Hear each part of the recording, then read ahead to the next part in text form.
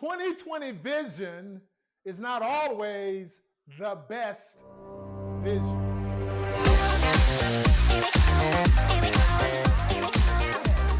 What I now know, life would be so much different. I'm your host, Eric Brown, and with me, the original game changer, Mr. Mike Jones. What's up, my man? What's up? Hey, man, what an incredibly powerful question. And I guarantee you, Eric, a bunch of these folks that are watching this pod blast have asked themselves the exact same question or made the exact same statement. If I knew then what I know now, things would have been completely different. So I'm asking that you listen with the intent for the next few moments to be influenced, because during this pod blast, we are going to absolutely reveal to you how you can have 2020 vision in the moment and not ever have to wonder what would have been different if you knew different. Yeah, absolutely. And I know that this is going to be focused on outcomes because in order to turn the lights on to where you're going, you must know where you're headed. Absolutely. And when you really want to kind of dive into this as it relates to hindsight, and hindsight is an awareness in the moment that I now know something that I didn't know before. I can now see something that I couldn't see before. In order for me to be able to make hindsight my foresight, I've got to know where I'm going. When I have a very specific outcome, then I can allow myself to be in foresight and not really ever find myself in a situation where hindsight would have been better than my foresight. Yeah, Mike, wouldn't it be better though to get a plan and make sure that I knew all the steps to get to my outcome before I took that first step? Well, I'm going to submit that there is no way, I mean, no possible way for you to know every step that is going to be necessary for you to get to your outcome. Because there are going to be circumstances that are going to occur on your journey to wherever you're going that you cannot predict. So if you have a very static plan, then it allows you to be able to be malleable enough that you can bob and weave, that you can switch up whatever your focus is in the moment. If that plan happens to be a dynamic plan where you are absolutely committed to do what you said that you were going to do, no matter what happens, there's a good chance that you're going to have to deal with some circumstances in ways that you would not have had to deal with them if you were willing to be flexible and malleable and be more in the moment and outcome focused rather than task focused. Yeah, so how do you, though, stay focused on that outcome when a circumstance knocks you right on your butt? Well, Eric, I am the guy who will always tell you when you get knocked down on your butt, as soon as you get up, and I'm going to suggest that you need to get up quickly. You need to ask yourself the question before you decide your next step, before you expend any resources. And the question is WTO, what's the outcome? If you make a step prior to asking that question, if you expend some resources prior to knowing where you're going and refocusing on that outcome, then very likely you're going to be reacting based upon fear or survival in that moment. In that moment, it is the most critical moment to take the time to ask the question. And the question is, what's the outcome? You hear us talking a lot about that on this Come to the Edge podcast because it is so critically important that you are outcome focused.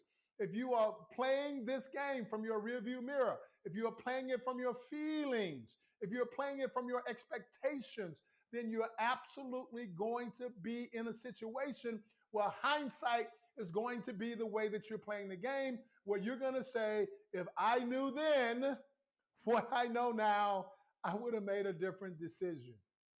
Yeah, so how do you then get those binoculars out and really put those things on to see that vision and manifest it in such a way? Well, the first thing that we've got to accept and agree upon is you don't know what you don't know until you know that you don't know. I got to say this, and you may need to play this back a couple of times to be able to get your arms around it, but there are no known unknowns, and there are no unknown knowns. In other words, you don't know what you don't know. But if you are outcome focused, if you've got those binoculars off and you're looking to your outcome, no matter how far you're looking down the line, but that outcome is in focus, then you will likely know the answer in the moment, and you will likely have 20/20 vision in the moment as it relates to what you need to be doing, the behaviors that you need to be demonstrating, the choices that you need to be making, and they will all be focused on your outcome. Got it. So I've heard you say in the past to be outcome focused and benefit driven. What do you mean by that? Well, for me, Eric, if you want to throw the benefits in here now, the benefits are going to be that fuel that's going to help me drive myself forward. The benefits are going to be that thing that's going to help me get up when I get knocked down. The benefits are going to be that thing that is going to give me strength to break through the barrier that may come up for me in the moment. So you've got to take the time to identify what your benefits are from getting to that outcome. A lot of people would like to look at it and say, it's my why. It's why I am focused on doing this, whether it's creating a better version of myself, whether it's improving my relationship with my partner, whatever that outcome is, raising creative, constructive, contributing kids that I'm absolutely focused on teaching them how to be self-confident and not fear-based as it relates to what they're doing and how they're doing it in their lives moving forward. So I'm absolutely encouraging you to take the time to identify 4 or 5 benefits that are going to be the fuel in your tank, because you're going to get knocked down. You're going to run into some walls in the context of your outcome. So rather than depending on hindsight to absolutely let you know what the right choices would have been, I'm encouraging you to depend on foresight. Foresight is going to absolutely be available to you when you know where you are going, and taking the time to do what I like to refer to as a mental rep. So in my morning meditations, I take the time to do a mental rep. I see myself at my outcome. I look at all of the things that it is going to require me to do to get to that outcome. I am absolutely making a commitment to those things before I even leave the driveway, before I execute, before I go green, before I take a step forward. I know where I'm going. I know what it's going to take for me to get there, and I'm willing to make a commitment, a promise to myself to do whatever it takes to get to that outcome.